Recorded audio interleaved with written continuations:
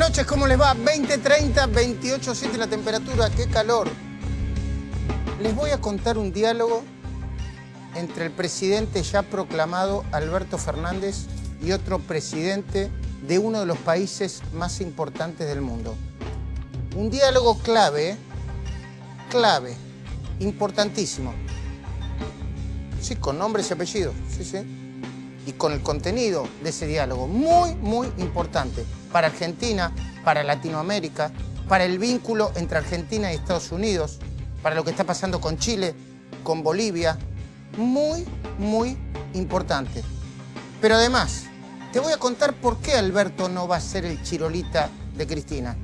¿Qué rol va a cumplir Cristina verdadero en el gobierno? Te voy a contar por qué quieren ayudar a Scioli a que le desaparezcan todas las causas. Te voy a contar si es cierto o no que va a venir una suelta de 8.000 presos antes de fin de año, como dicen algunos. Y está Graciela Fernández Mejide, está Paula Oliveto, está la experta en medios y comunicación, Adriana Amado. Y tenemos los informes. Tenemos hoy un programón. Aguantame unos minutitos. Enseguida te cuento.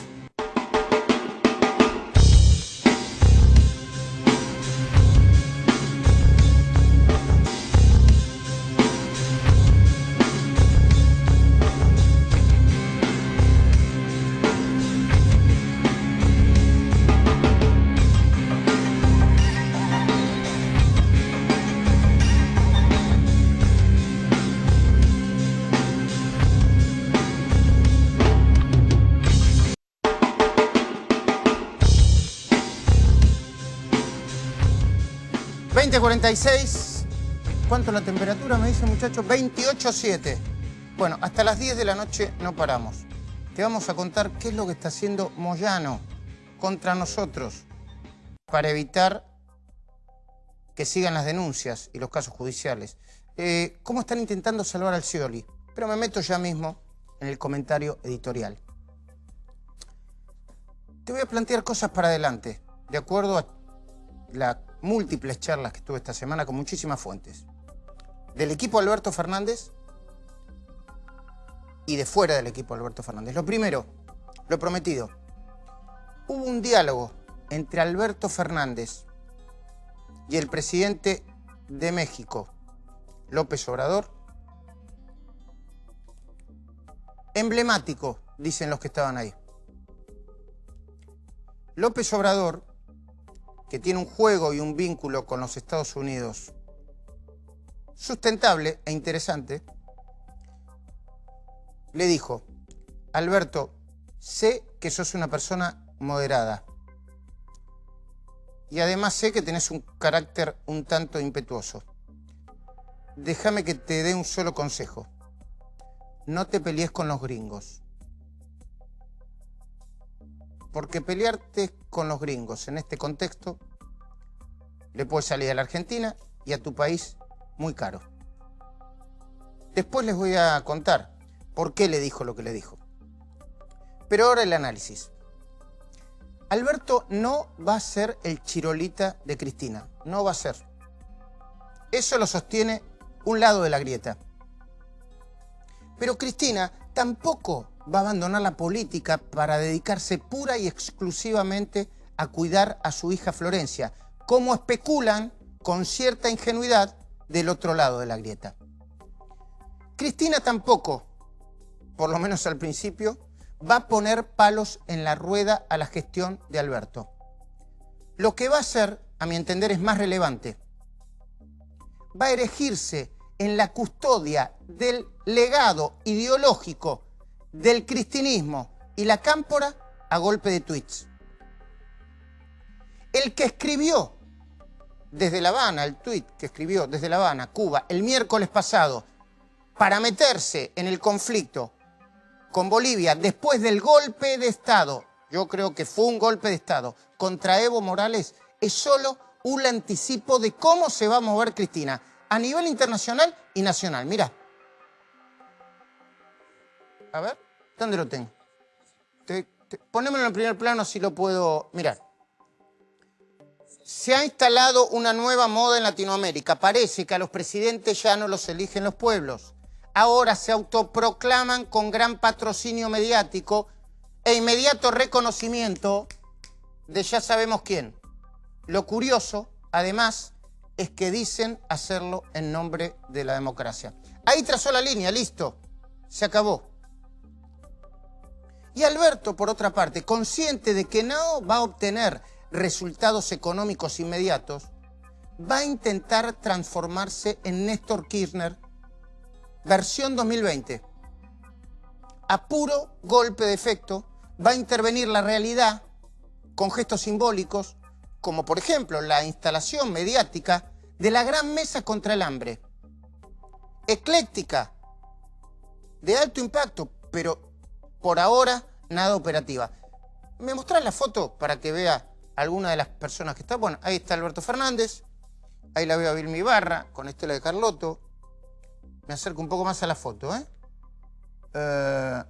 están las entidades del campo.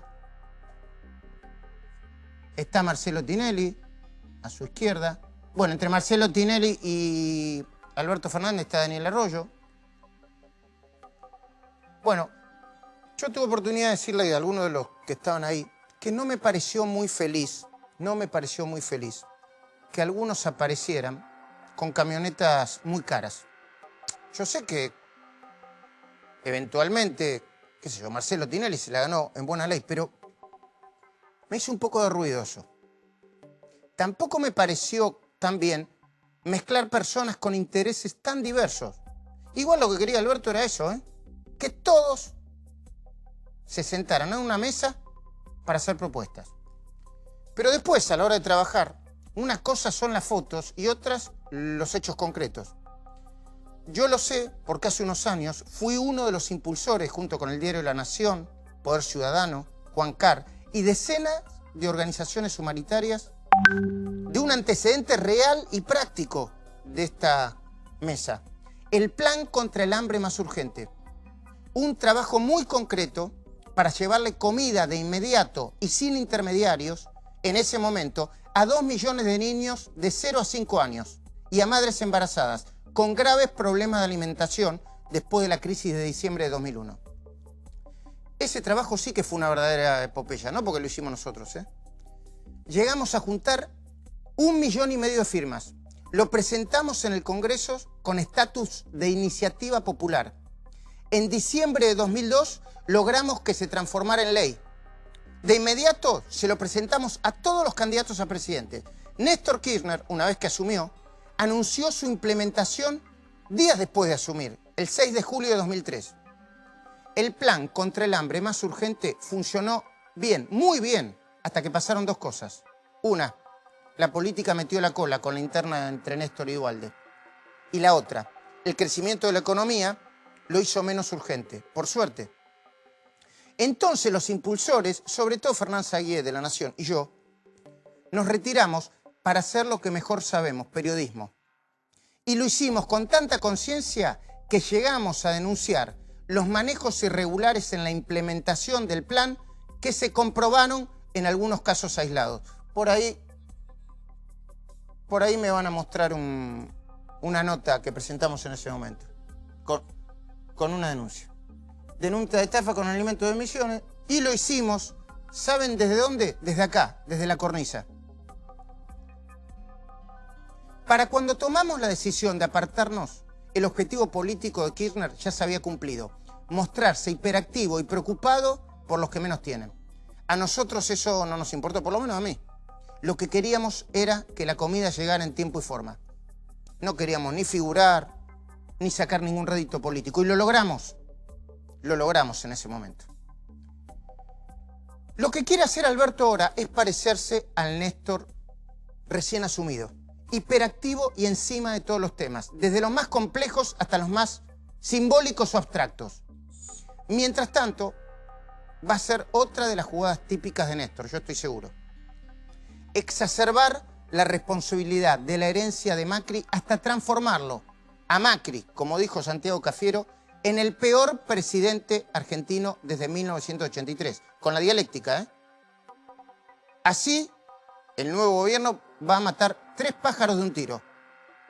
Ganará tiempo y quitará el foco sobre su propia responsabilidad, que la va a tener a partir del 10 de diciembre. Eliminará de la memoria, o intentará eliminar de la memoria colectiva, la otra desastrosa herencia, la de Cristina. Y va a ahogar las pretensiones de Macri de transformarse en el jefe indiscutido de la oposición.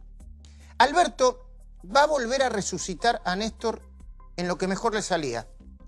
Su relato de izquierda con medidas económicas de derecha. Derechos humanos combinado con equilibrio fiscal fue en el arranque del gobierno de Néstor. A los principales nombres del gabinete vos los conocés porque te los anticipamos en este programa hace varios domingos. Ahora es importante que sepas, se vienen por lo menos 2 impuestazos. 1, un fuerte aumento de las retenciones. 2, un fuerte incremento en las alícuotas del impuesto a los bienes personales y para los que tienen cuentas y activos en el exterior. Con el aumento de las retenciones, Alberto espera lograr equilibrio fiscal. Con el incremento del impuesto a los bienes en el exterior, aspira a generar la sensación de que le quita a los más ricos para darle a los más pobres. Va a ser solo una sensación, porque no representaría mucho dinero para el Estado. Dicen que a Alberto le gustaba Roberto Lavagna para superministro de Economía o presidente del Consejo Económico y Social. A las 2 cosas, Lavagna le habría dicho que no, aunque tuvo la elegancia de no difundirlo. Espérame un minuto que voy a tomar un poco de agua. Televisión en vivo.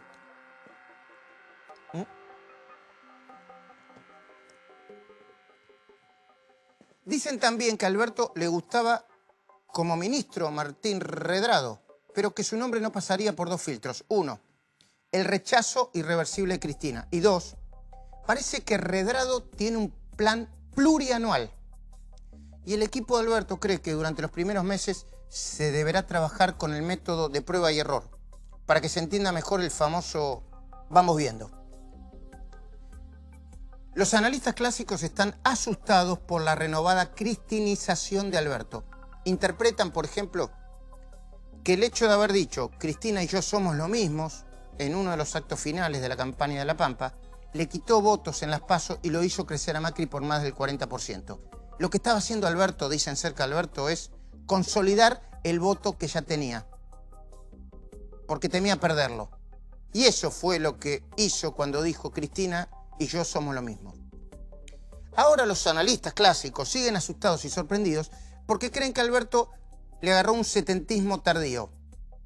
¿Para qué pelearse con Trump, el dueño de la lapicera y el que hay que arreglar con el fondo? ¿Para qué se enfrenta con Bolsonaro?, pregunta el presidente del país al que más le vende de la Argentina. ¿Para qué alentar una postura ideológica tan extrema en los conflictos de Bolivia y Chile si no tiene ningún efecto práctico sobre la Argentina?, se preguntan los analistas.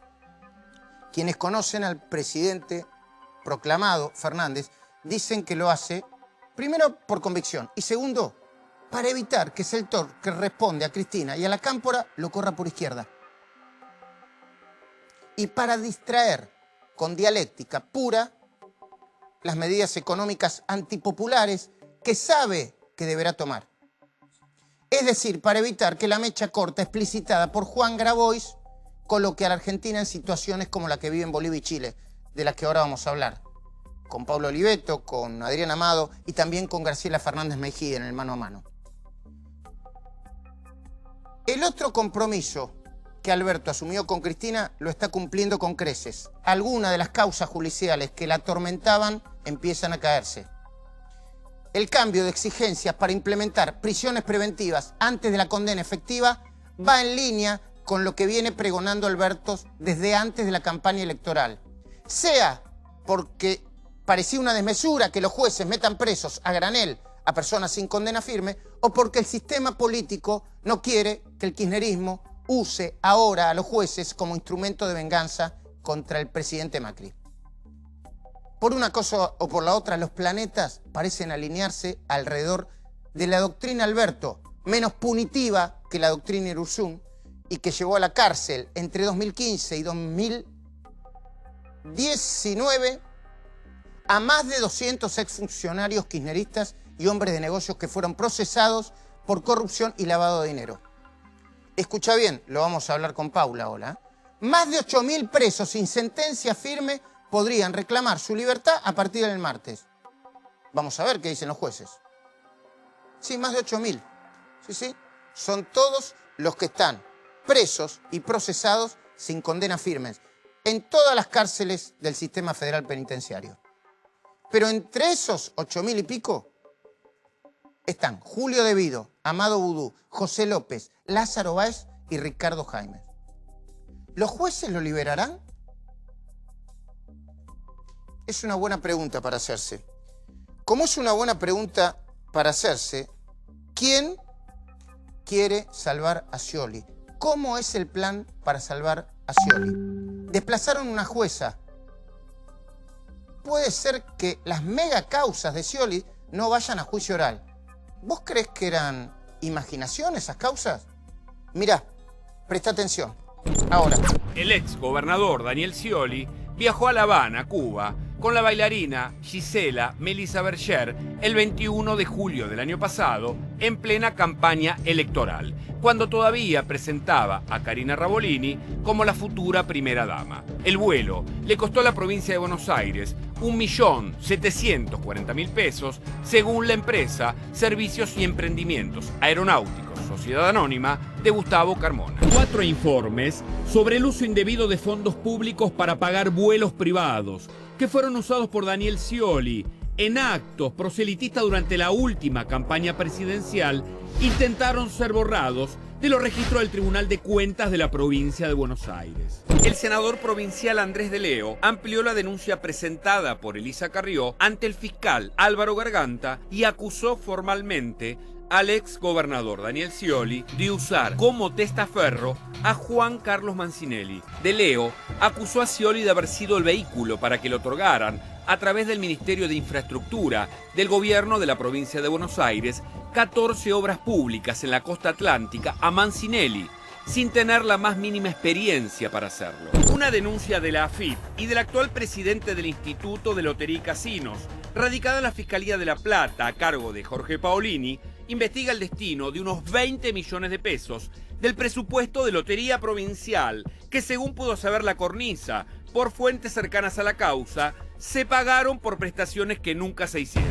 Hay una denuncia judicial presentada por Eugenio Melitón López, actual presidente de Lotería, en la que se verifica incongruencia entre la orden de publicidad emitida y los pagos efectivamente realizados a través de las actuaciones extraviadas. La cornisa pudo acceder de manera exclusiva a una decena de expedientes sospechados en la justicia por fraude a la administración pública que detallan gastos del 2015 realizados por la jefatura de gabinete a cargo de Alberto Pérez durante el gobierno de la provincia de Buenos Aires de Daniel Scioli.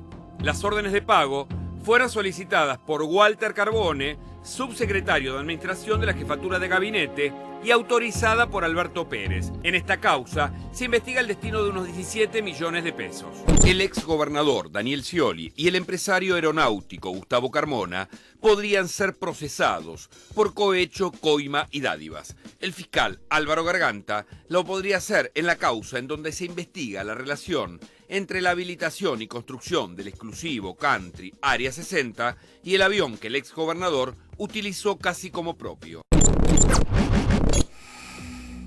Bueno, uno mira la cantidad de denuncias que se sustanciaron, que se elevaron, que estaba procesando la jueza Garmendia.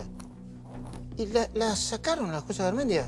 Y según Ricardo Roa en Clarín, hay una movida para salvar a Scioli. ¿Cuál es tu mirada, Paula? De asco, de preocupación. Ahora, más allá de lo que hagan los jueces peronistas de la provincia de Buenos Aires, ¿no? Que ya están actuando como si fuera una corporación política y no jueces de la República, la gente vio lo que hizo el gobierno de Scioli. Y eso gracias a todas las veces que ustedes lo mostraron. Vio las facturas truchas, vio el dragón, vieron los vuelos, vieron cómo se fraguaban las contrataciones. Entonces, aun cuando la justicia ya no es justicia y los que nos robaron puedan ocupar una banca de la nación y darnos clase de moral, la gente sabe dónde fue su plata y puede tomar una decisión. Y la verdad que la condena a veces social es mucho más rápida y mucho más efectiva que la condena de los jueces, que desde sus grandes mansiones, porque muchos de ellos viven en grandes mansiones, le dan la espalda al pueblo, que Scioli dejó más empobrecido.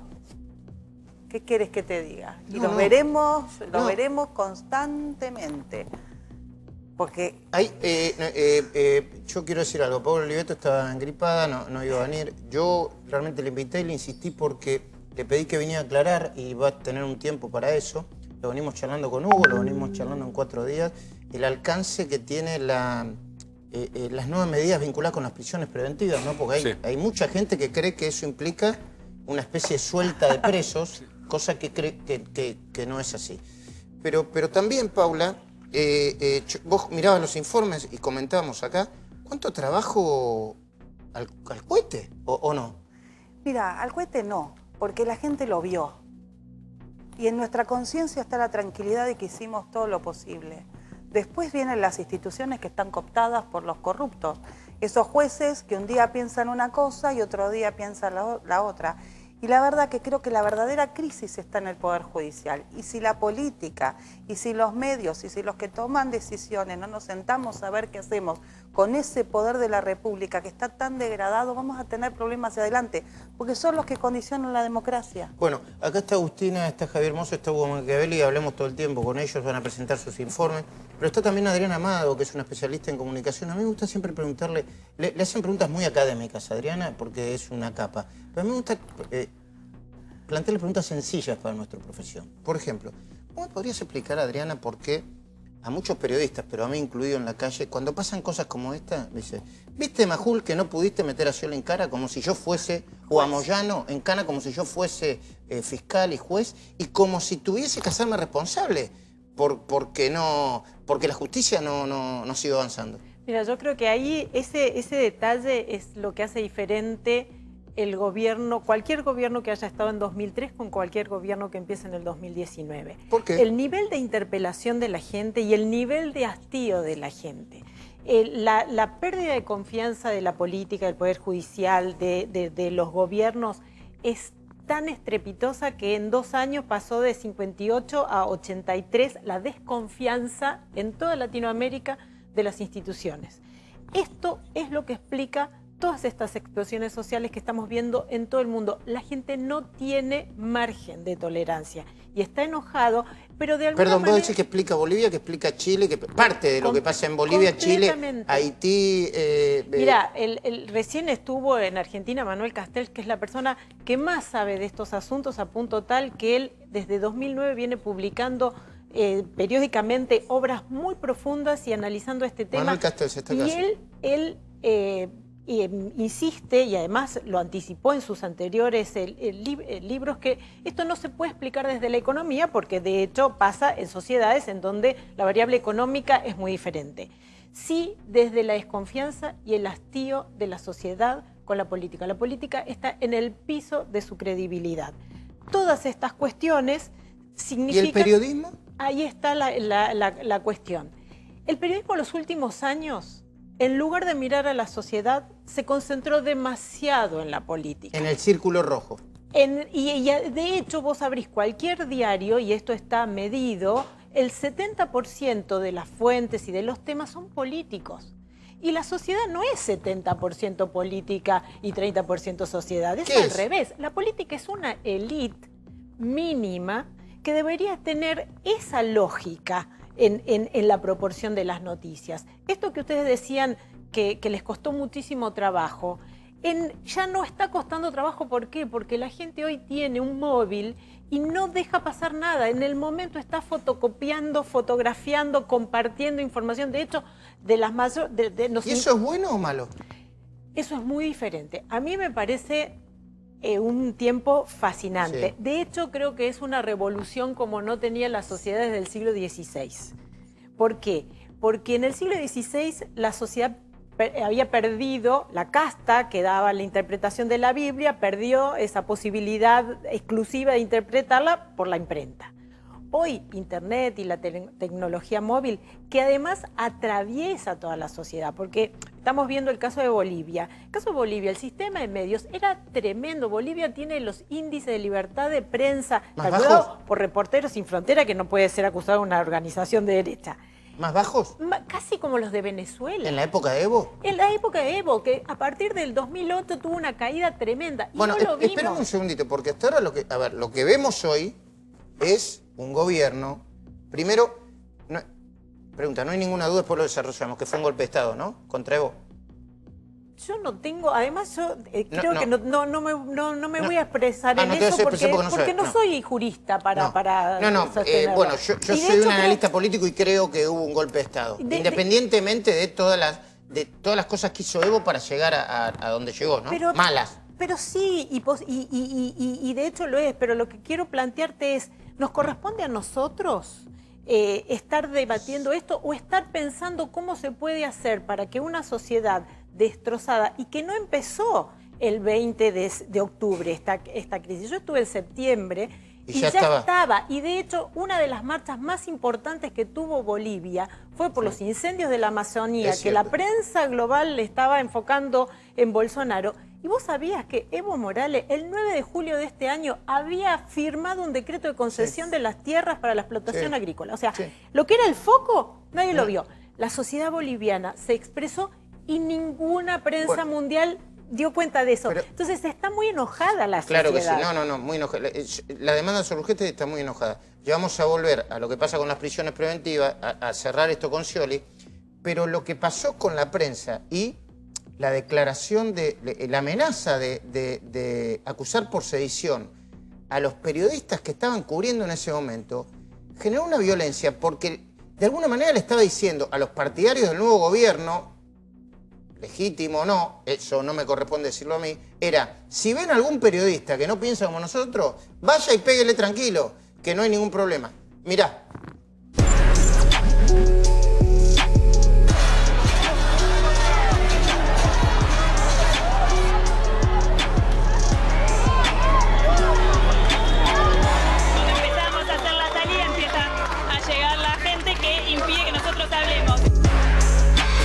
En una noche más de protestas a casi un mes de la primera de ellas.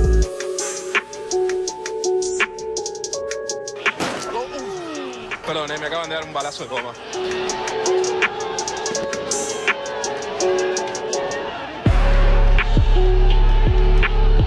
Bueno, ahora se están poniendo violentos con nosotros. Se ha agravado enormemente la situación en Bolivia.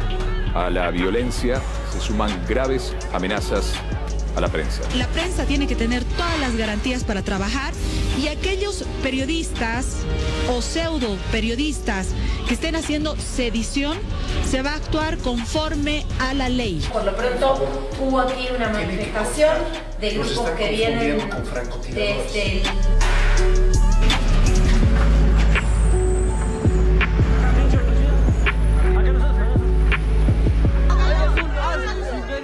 ¿Pero por qué? Hay mucha hostilidad y me voy a alejar.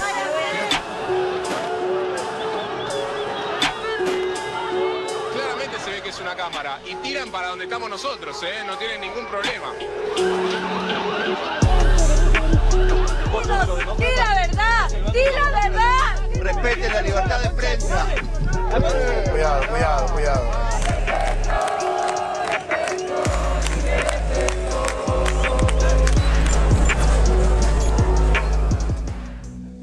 Bueno, de hecho el informe era más abarcativo, ¿no? Tenía Chile, tenía Bolivia, pero tenía acá... Lo que pasa es que este es otro problema de las redes, ¿no? Una noticia tapa la otra y todo se olvida. Pero... Tenía a Mar Dufar soportando en la inauguración de la Feria del Libro. De la Feria del Libro, sinceramente, unas agresiones tremendas, ¿no? Bueno, de hecho han aumentado en Argentina las agresiones a los periodistas desde las multitudes, o sea que son mucho más difíciles de encuadrar. ¿Por qué? Porque no tenés un poder al que vos puedas atacar como que está menoscabando la libertad de prensa. Pero el caso de sedición es muy interesante porque Es un artículo de la Constitución de 2009 sancionado por Evo Morales y nos muestra... Sedición periodística. No, sedición en general. Es Y los mete a los periodistas en el y medio. tiene que ver con la ley de terrorismo en general. Lo que pasa es que fue aplicado para muchos periodistas y esa es una de las razones por las cuales retrocedió tanto Bolivia estos años en cuanto a la libertad de prensa. Pero vos fíjate que ese es el riesgo del marco jurídico. Cuando vos estableces un marco jurídico que te habilita, después te enfrentas a que lo puede aplicar otro. Bueno, perdón, Paula, te quiero sumar a esto. Si desde el Estado no se dice claramente a ningún periodista de ningún color político se le pega, no se le pega más. Porque esto baja del Estado, ¿no, Paula? Bueno, ¿en Bolivia o cuando gobernaba Cristina? El respeto a la libertad de prensa, el respeto a las libertades individuales tiene que ser de todos y de los dirigentes que están en el máximo nivel de un Estado más. Y cuando digo Estado, digo los tres poderes del Estado. La justicia que lo tiene que condenar, el poder legislativo que tiene que sancionar las leyes y el poder ejecutivo que lo tiene que demostrar rindiendo cuentas, haciendo conferencia de prensa, teniendo un sistema de medios plural, no un sistema de medios que a algunos les da pauta y a otros no les da para callarlo. O sea, se tiene que dar las circunstancias para que del pico no se diga una cosa y después desde las acciones, desde los poderes de Estado, se limiten. Yo estaba mirando con mucha atención tu columna que decía que iba a decir o sea, que como que el discurso podía disociarse de la acción. Y el discurso de Alberto podía... Claro. No, yo diría el discurso político de la política económica. El discurso y la acción. Y eso es muy riesgoso, porque mientras del discurso se decía en el gobierno de Cristina que eran progresistas, se ponían fotos de periodistas para que la gente pasara y los escupiera. Entonces, lo que hoy tenemos, me parece, es una sociedad informada, movilizada y que está dispuesta a pelear para que algunas cosas no vuelvan. Y me parece que esa es la diferencia de lo que fue en el 2003 a lo que es ahora. La información, la movilización y la conciencia de que el respeto del otro nos tiene que sumar a todos. Antes de seguir con el tema Scioli, hay una última información sobre la jueza Garmendia, la jueza Marcela Garmendia, que apartaron y que podría poner en riesgo el juicio oral y público contra Daniel Scioli. Hugo Machiavelli, contame. Exactamente, Luis. La jueza Garmendia estaba por enviar a juicio una causa que tiene 48 procesados, por supuesto Scioli a la cabeza, otros exfuncionarios del anterior gobierno de la provincia de Buenos Aires, y ahora la Sala Quinta de la Cámara de Casación la apartó. Bueno, lo que se está esperando es que intervenga el fiscal de Estado, Gómez, para evitar esto, porque lo único que hace es dilatar un proceso que ya fue fragmentado en su momento por el fiscal Escalera y ahora puede dilatarse mucho más. Paula, ¿qué decís vos? Mira, cuando lo vi a Scioli tan partícipe de la campaña de Alberto, pensé que venía esto. Porque una persona que está en una situación complicada desde el punto de vista procesal, con una elevación a juicio oral, y si lo mostrabas tanto es porque era un gesto político. Y después se tradujo en lo que estamos viendo. La verdad es que en lo personal me angustia, porque vos y yo sabemos lo que nos costó la investigación a Scioli.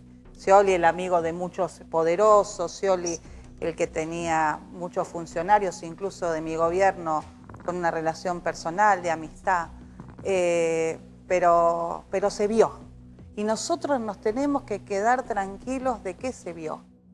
Y después no podemos manejar a las instituciones que están, en muchos casos, como la de la provincia de Buenos Aires, corroída por una forma de disposición del poder que viene desde muchos años atrás. Bueno, acaba de llegar Graciela Fernández Mejía. Hola, Graciela, qué bonita que estás. Gracias. Bueno, después conversamos un poquitito. Quizá te haga algunas preguntas vinculadas con las cosas que estamos conversando, pero bueno, hay mucho para hablar, ¿eh? Bolivia, Chile, la mirada argentina. Acaba de llegar Cristina Fernández de Kirchner. ¿Qué gobierno, cómo gobernará Alberto Fernández, no? Podemos pensar juntos o ayudarnos a pensar. Con mucho gusto. Voy a intentar. Bueno, perfecto. Pero ha sucedido algo que fue muy discutido, muy discutido. Una comisión del Congreso, que integraba una bicameral, que integraba entre otras Pablo Oliveto, ha tomado la decisión de especificar más a todos los jueces de la Nación, voy a tratar de hacer la síntesis, cuándo un juez puede dictar una prisión preventiva o cuándo no en el caso de que no haya sentencia firme. Eso hizo que mucha gente dijera, se viene una suelta de presos. Se viene una suelta de presos, comunes o no comunes. Te quiero escuchar, Paula. Bueno, lo voy a explicar. Sencillo. Sencillo. Ninguna comisión del Congreso puede modificar ninguna ley. El Código de Procedimiento es del 2014 y tuvo una reforma maravillosa trabajada por el doctor Borinsky en el 2016.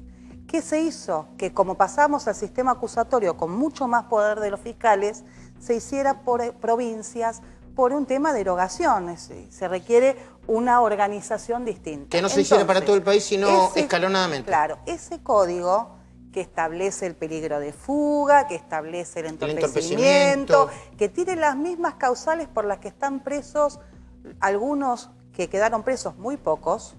Bueno, se aplicaban. Pocos. Julio Devido. Está condenado. Amado Vudú. Está condenado. No, ¿Julio Devido tiene condena firme? Sí, está condenado. Ajá, Ricardo Jaime. Está condenado. Se aplicaba. Lázaro Báez. Lázaro Báez no.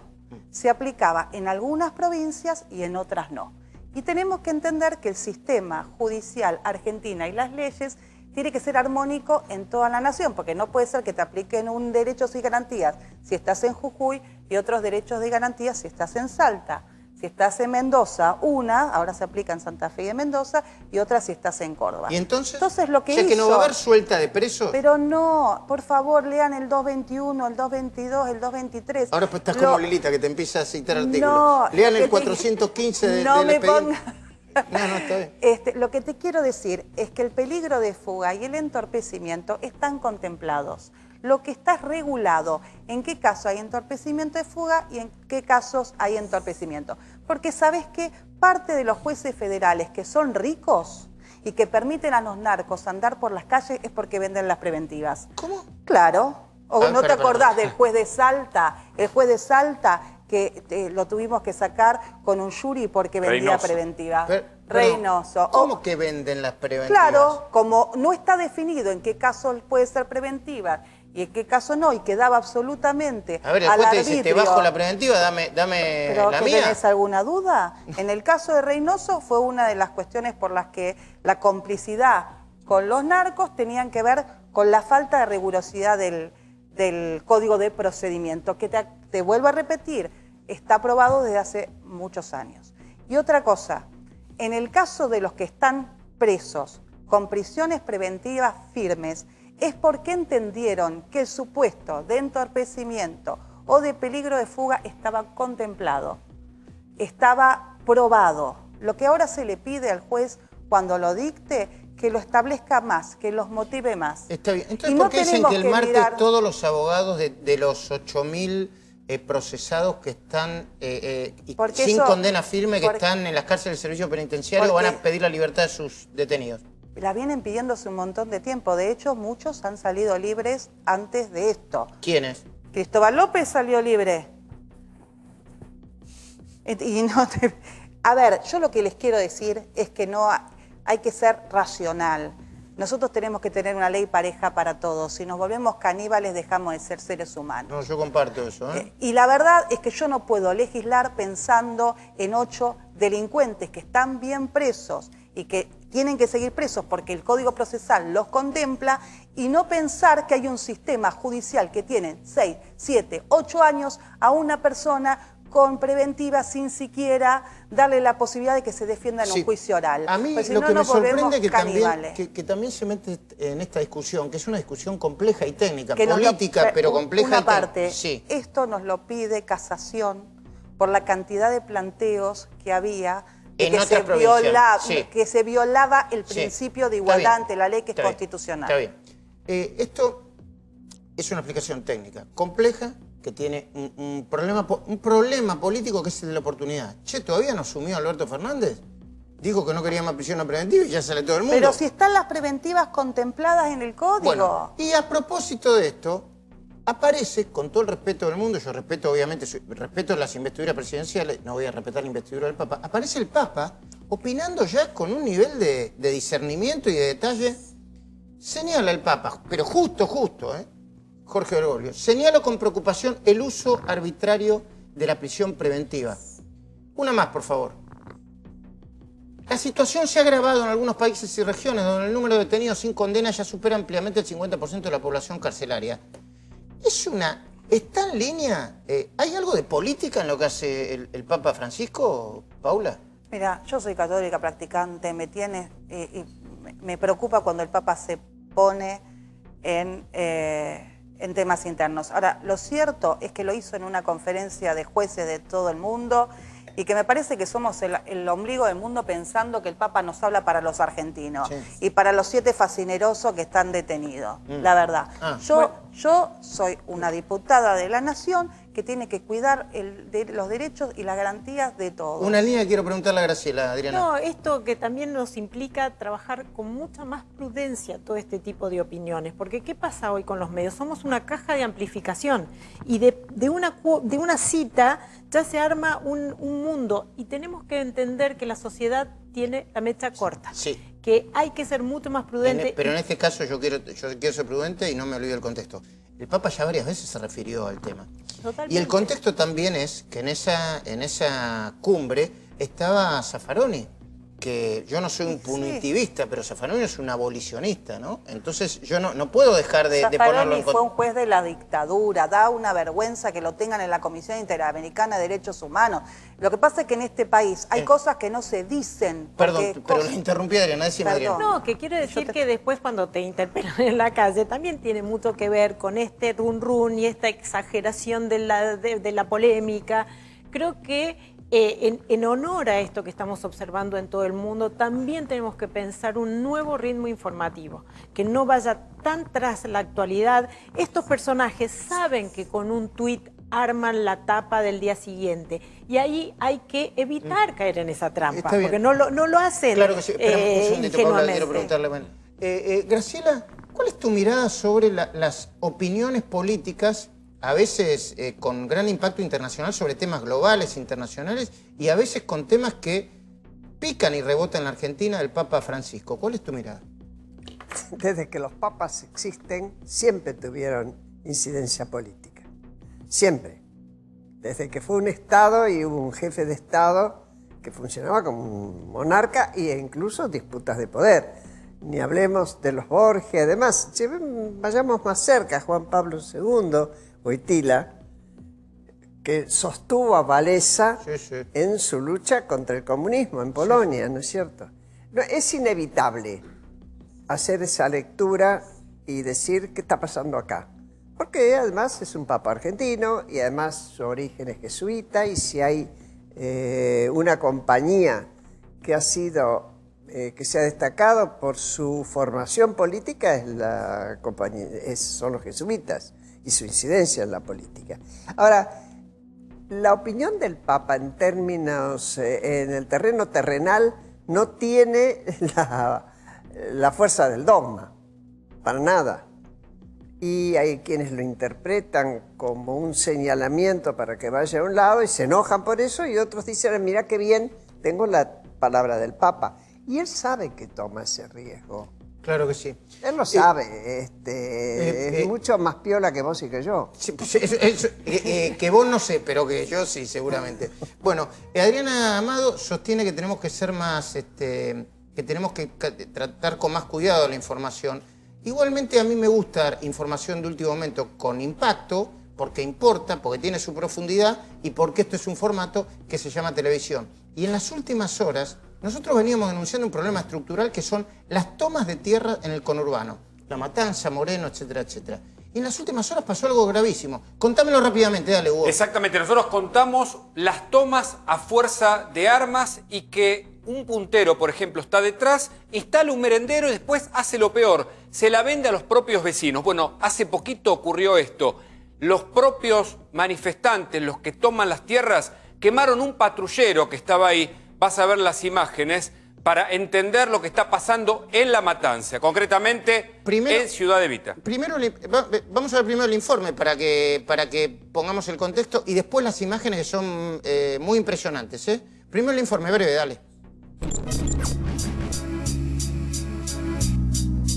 Estamos en Ciudad Evita, en La Matanza. Aquí hay dos denuncias. Por un lado, la toma de tierras.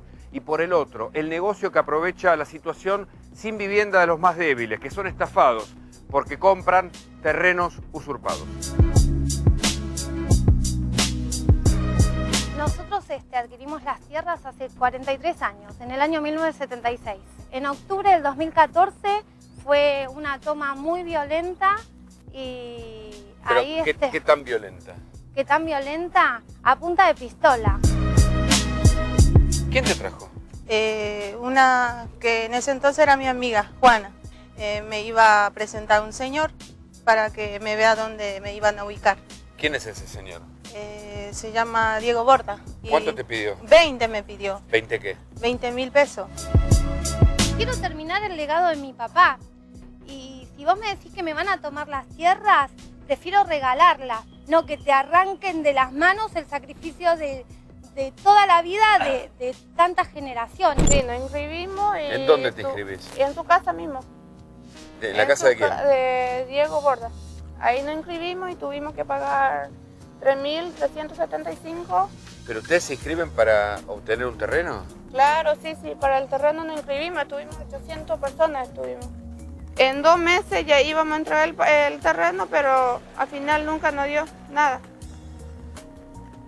¿Quién lo firma? Y él y yo. Bueno, los roban doblemente, ¿no? Primero roban tomando el terreno y después los roban a quienes supuestamente le deben el terreno. Son unos inmorales directamente.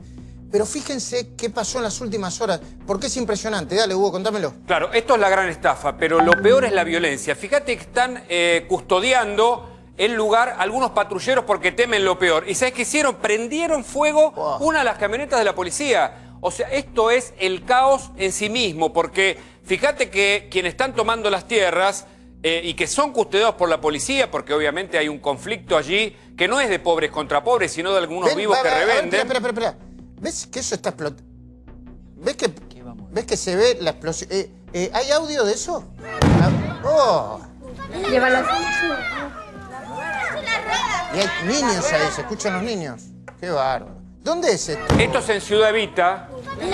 Luis, en el comienzo de la toma, la policía hasta ahí puede entrar. Las casillas que nosotros mostramos la semana pasada y hoy en el informe son las que se instalan luego de que personas a fuerza de armas y a los tiros entran al lugar, te instalan un merendero, ponen a los chicos como escudos para que no los puedan desalojar y hacen el negocio. Lo revenden eso a los que menos tienen y después lo sacan porque ponen algunos más dinero. Pero esto es una situación violenta que promete acrecentarse si no se interviene. Ni la policía puede frenar este tipo de negocios. La gran estafa está ocurriendo en Ciudad Evita, en La Matanza.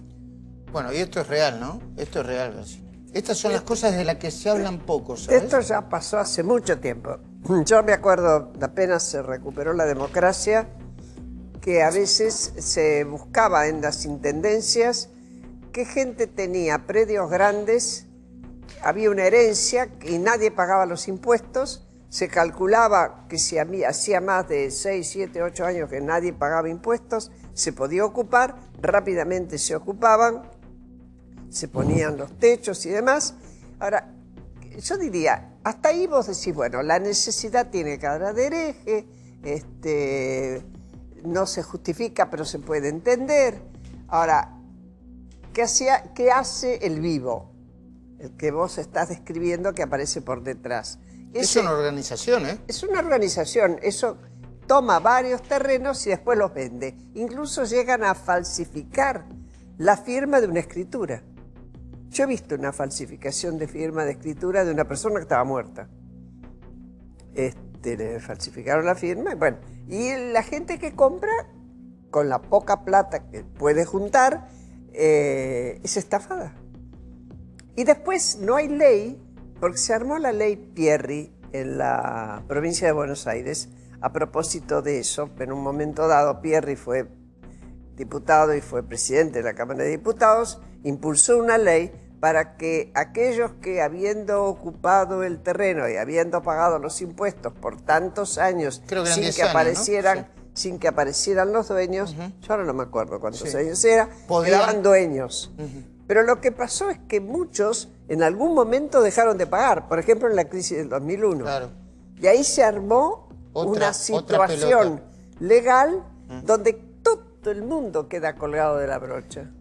Pablo Oliveto me estaba diciendo, che, que no quede la sensación de que efectivamente van a salir todos los presos, va a haber una suelta de presos. ¿Querés redondear la idea, Paula, por favor? Que los que están detenidos porque corren riesgo de fuga o hay entorpecimiento de la justicia van a seguir detenidos porque así lo contempla el Código Procesal Penal para toda la Argentina. Muy bien. Graciela, nos metemos un poco en Bolivia, Chile, Argentina. ¿Vos la ves Argentina cerca de lo que pasa en Bolivia y Chile? No, por suerte, no por ahora. ¿Y hay una razón para eso? Creo que sí. Principalmente ha habido más apego institucional. Si uno mira cuánta gente del padrón posible votó en Chile a Piñera, 42%.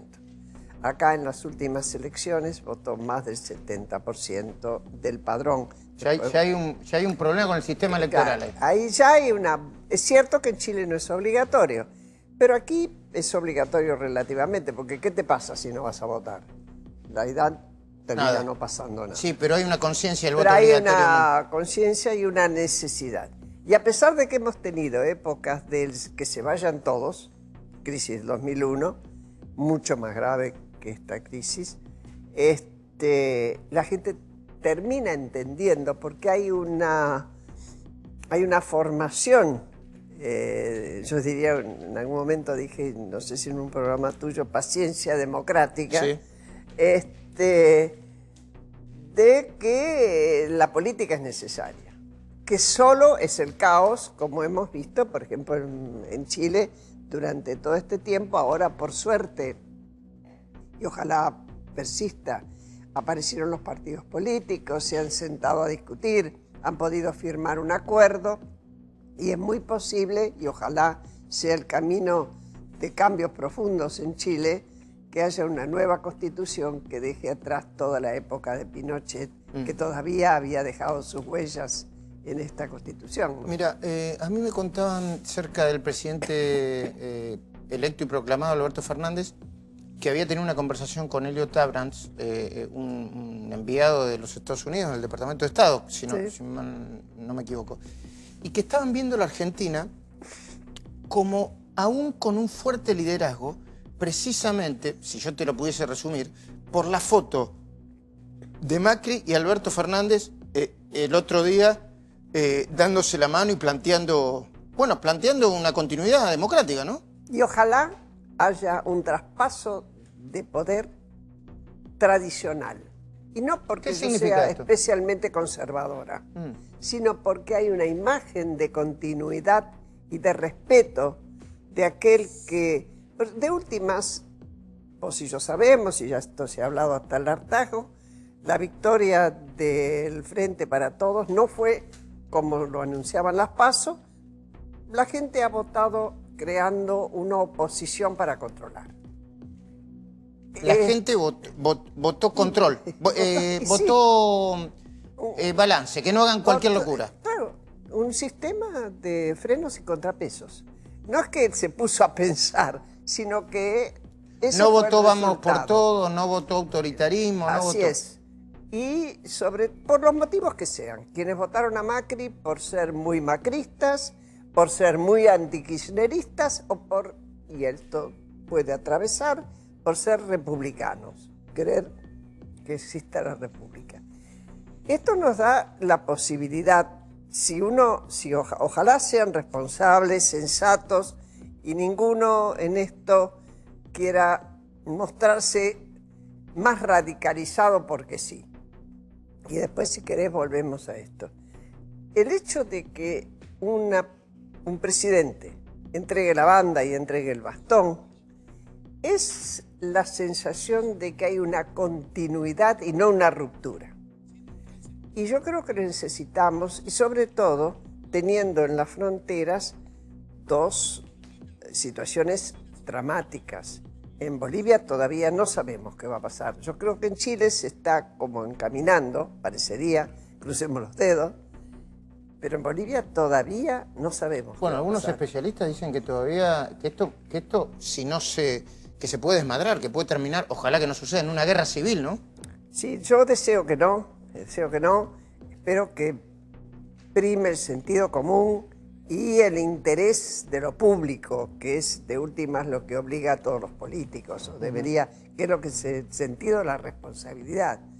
Pero, en fin, sea como sea, Uruguay y Argentina están apareciendo con sistemas institucionales respetables y respetuosos. ¿Tenés miedo que Alberto, cuando suma, o el Frente de Todos, imponga a través de alguno de sus dirigentes, no sé, Juan Grabois, La Cámpora, algunos sesgos autoritarios? Supongamos que lo intentaran. Vamos a poner que lo intentaran, yo lo ignoro. Precisamente si vos mirás la construcción de la Cámara de Diputados a nivel nacional hoy y del Senado, ha quedado bastante equilibrada. No es tan fácil hoy querer imponer, por ejemplo, un cambio de constitución, que era una de las cosas con las cuales se amenazaba o se anunciaban. Hace falta 2/3 para es muy obtener difícil. eso.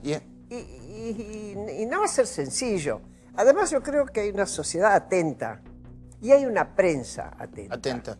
Más allá de que se quieran mezclar a la prensa con maniobras, etcétera, porque esto del lawfare también involucra a la persecución. Ha habido una combinación, hay una mirada bastante paranoica. Sí, en ese paranoica, sentido, ¿no? Conspirativa, ¿no? Periodistas y ojo que yo no ignoro que seguramente que hay periodistas que no son buenos periodistas, como hay operadores, en todas las profesiones, sí. Operadores o lo que fuere, o con una mirada absolutamente sesgada ex profeso. Ahora, ¿por qué voy a dudar yo de cada periodista que informa? ¿Con qué derecho? ¿Por qué poner en duda todo, no?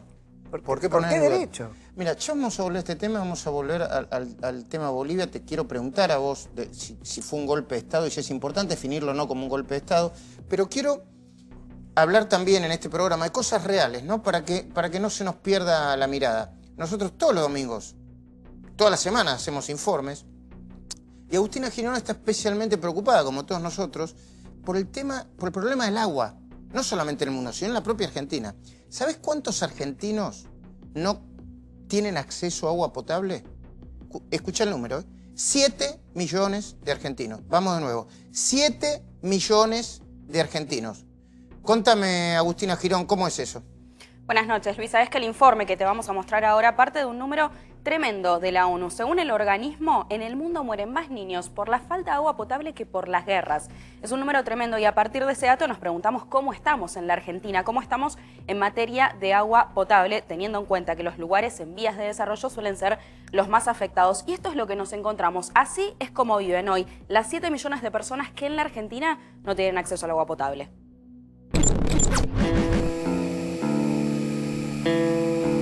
En la Argentina, cerca de 7 millones de personas no tienen agua potable y más del 40% de la población no tiene acceso al sistema de cloacas. La falta de agua o su consumo en mal estado se cobra víctimas todos los años y los niños que sobreviven arrastran las consecuencias para toda la vida.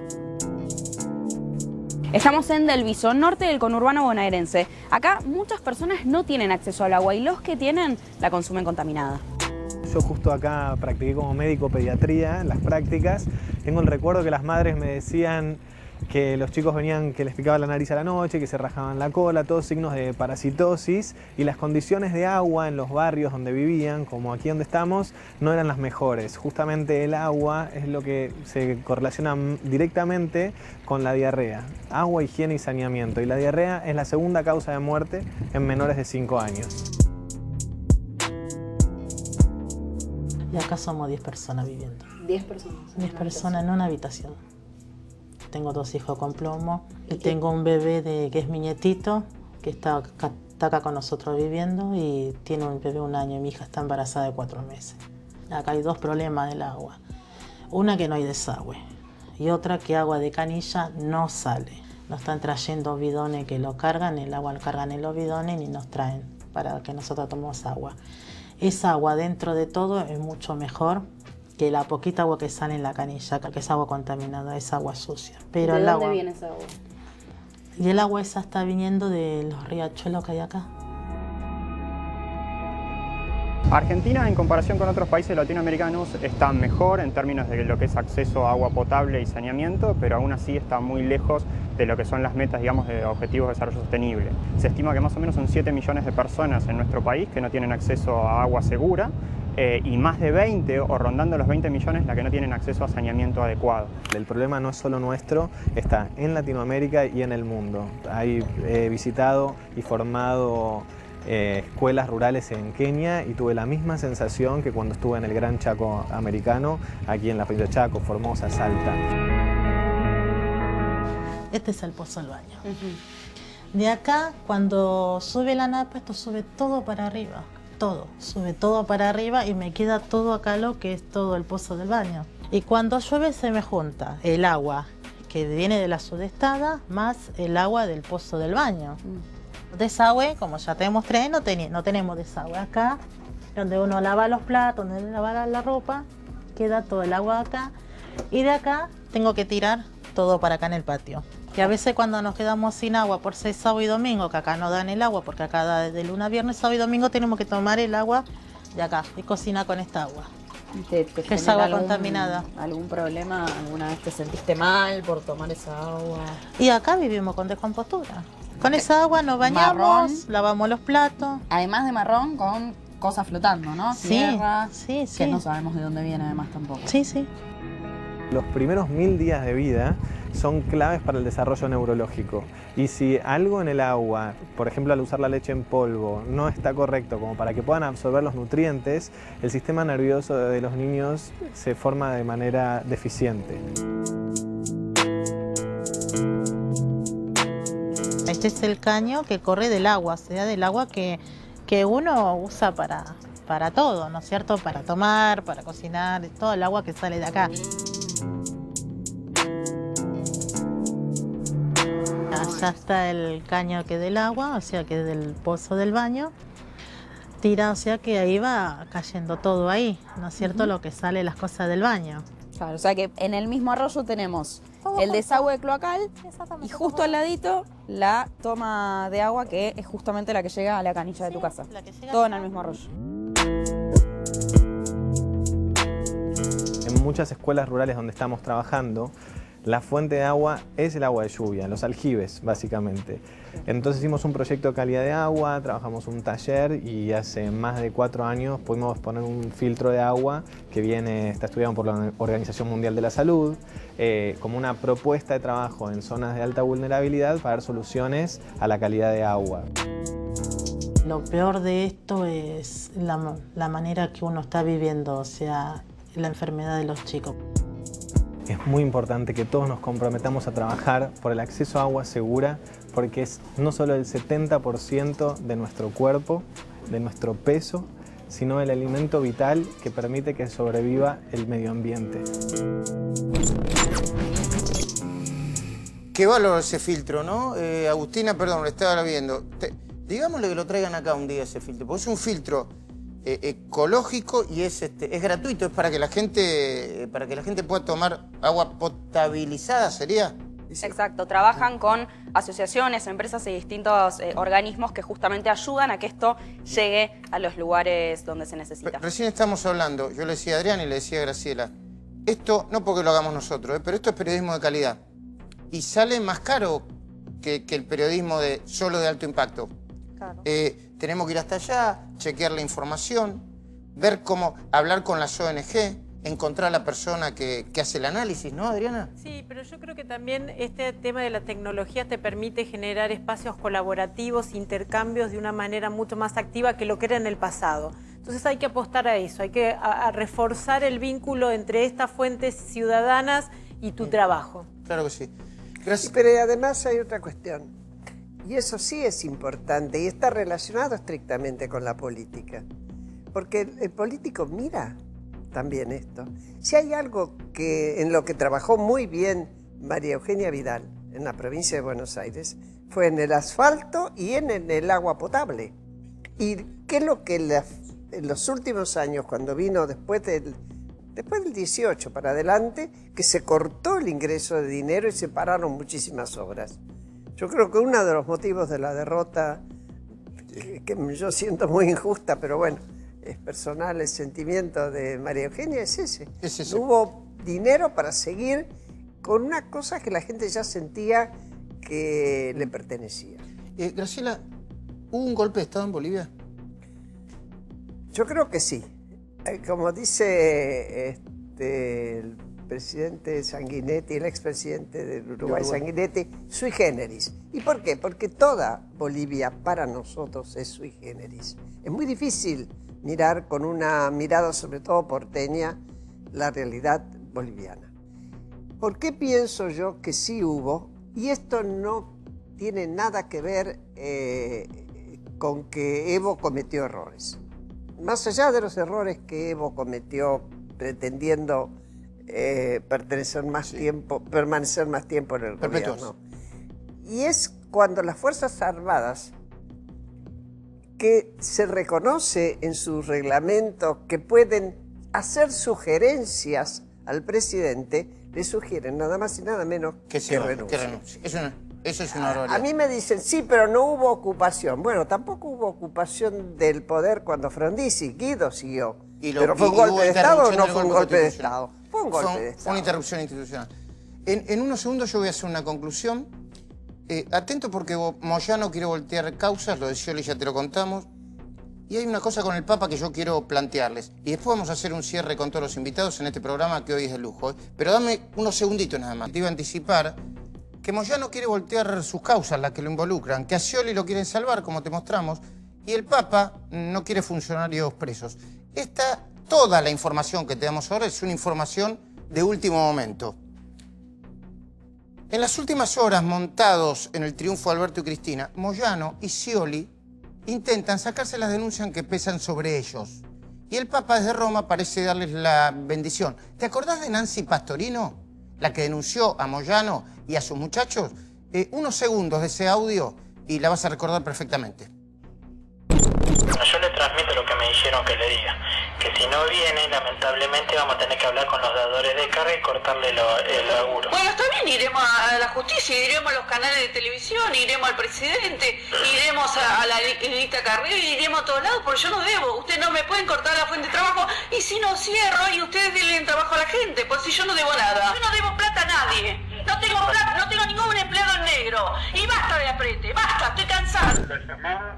A ver si podía venir a regularizar. No, regularizar no tengo nada, yo no debo nada, está todo pagado, a mis empleados los tengo bien. Si ustedes quieren, yo voy con todos mis empleados, porque mis empleados me bancan. Y te digo la verdad, ¿sabes qué me dijeron mis empleados? Señora, no, nosotros estamos con usted, no le sigan que la sigan extorsionando, no. Parte del Ministerio ese de Seguridad me obligaron a hacer una denuncia penal. Una denuncia en la fiscalía. Porque ¿sabe lo que me dijeron ellos? Que yo soy cómplice de usted, que yo dejo que siga la corrupción de antes. Y ya no está mal la señora del otro gobierno. Así que la verdad que me dolió que me digan que yo soy corrupta. Yo no soy corrupta. Bueno, el viernes Nancy Pastorino fue a declarar. La pidieron como testigo la gente de Moyano, Daniel Germanos, el abogado de Hugo Moyano. Moyano y el ex juez de la Musarela, que es su hermano, intentan probar que hubo una asociación ilícita para desacreditar al sindicalista armada por funcionarios, miembros de la AFI y periodistas. El fiscal Ramiro González, el juez Ariel Lijos y los camaristas Irursun y Bertuzzi determinaron que los periodistas, entre otros Gustavo Gravia, Leuco y yo, solo hicimos nuestro trabajo. Desestimaron esa parte de la denuncia. Es más, por la denuncia de Pastorino está procesada la Plana Mayor de Camioneros, acusada del delito de extorsión y administración fraudulenta. Lo de Scioli es más sospechoso todavía, te lo contamos acá. Apartaron a la jueza Marcela Garmendia y corre el peligro la elevación a juicio de la megacausa con las cajas negras que denunció Elisa Carrió, Paulo Oliveto, que está acá con nosotros, y otros, y que involucran al exgobernador. Lo escribió Ricardo Roa en Clarín. Pero lo más sorprendente y coincidente es lo del Papa Francisco. Esta es una opinión personal. Transformado ya en un experto en causas judiciales de alta complejidad, volvió a denunciar la existencia de una conspiración para mandar a prisión a funcionarios y hombres de negocios sin sentencia firme en el mundo y yo supongo que acá también. Yo no soy quien para decirle lo que tiene que hacer el Papa, ¿no? Lejos. O sobre qué temas opinar. Obviamente que pasa lo que quiere. Pero sería bueno que invirtiera más energía, a mi entender, en arreglar los escándalos que tanto daño le hacen al Vaticano. Desde la ola de juicios contra los sacerdotes pedófilos hasta las denuncias sobre el manejo irregular del óvulo de San Pedro. Dinero que llega a la beneficencia, de la beneficencia, se debería usar para obras de caridad y habría sido usado para otro destino. Voy a empezar a despedir a mis invitados. Graciela, una mirada sobre lo que puede pasar en Bolivia, sobre todo en Chile y su repercusión en Argentina. No somos inmunes, pero estamos bien. Yo es contagioso. Siento que en este momento nadie es inmune totalmente y lo que es peor, los inversores desde afuera, que obviamente toman todos los recaudos antes de arriesgar sus dineros, dicen, bueno, a ver cuál va a ser el próximo estallido. Creo que Argentina no, obviamente Uruguay tampoco, y espero, lo que veo más rápido de acomodar, espero no equivocarme, es Chile, porque están avanzando en un acuerdo, las fuerzas se han reunido casi todos los partidos, y en el caso de Bolivia, con toda honestidad, Luis, no sé, porque ahí hay fuerzas que se oponen demasiado radicalizadamente. Sí, y hay odio el y hay señor racismo. Camacho tiene un odio enorme a los Sí. indígenas, es un señor de una actitud, una mentalidad muy discriminadora y tiene fuerza. Yo diría, ahí no seríamos me atrevo a muy hablar. precavidos, claro que sí. Me atrevo a expresar deseos, nada más. Gracias. Adriana Amado, te pregunto, ¿ves una cobertura periodística normal o con los accidentes y problemas que está teniendo últimamente más profundizados todavía? Yo creo que tenemos que aprender a hacer el periodismo de nuevo y de otra manera y no enojarnos con la gente cuando nos hace las críticas, sino tratar de entender qué está pasando. Porque Pero creo sobre el campo, digo, cuando nos empiezan a agredir y... Bueno, y de hecho creo que también tenemos que entender que ir a cubrir situaciones de riesgo no es mandar una persona con una cámara. Ninguno de nuestros periodistas había ido preparado siquiera con una máscara antigas o con un chaleco antibalas. La situación es de conflicto y entonces también tenemos que aprender a cubrir ese tipo de cosas con el respeto incluso por lo que está pasando en el campo. Claro. Paula, ¿tenés expectativas de que la justicia no se dé vuelta completamente con el cambio de gobierno? Lo que sé es la fuerza de la gente movilizada que nosotros como oposición vamos a controlar, vamos a poner todo lo que tengamos que hacer, vamos a articular y los vamos a seguir denunciando. La peor situación que puede pasarnos como democracia es que nos callemos y eso no va a pasar. Gracias, Paula. Gracias, Adriana. Gracias a todos. Gracias, Agustina. Gracias, Hugo. Javier no entró tu informe, pero seguramente en el programa que viene va a entrar, ¿eh? Muchísimas gracias a todos. ¿Dónde está la cámara? Acá. Señoras y señores, nos despedimos hasta el domingo que viene en vivo para hacer la cornisa. Enseguida voy a estar con Luis Novarecio para hacer el pase de siempre.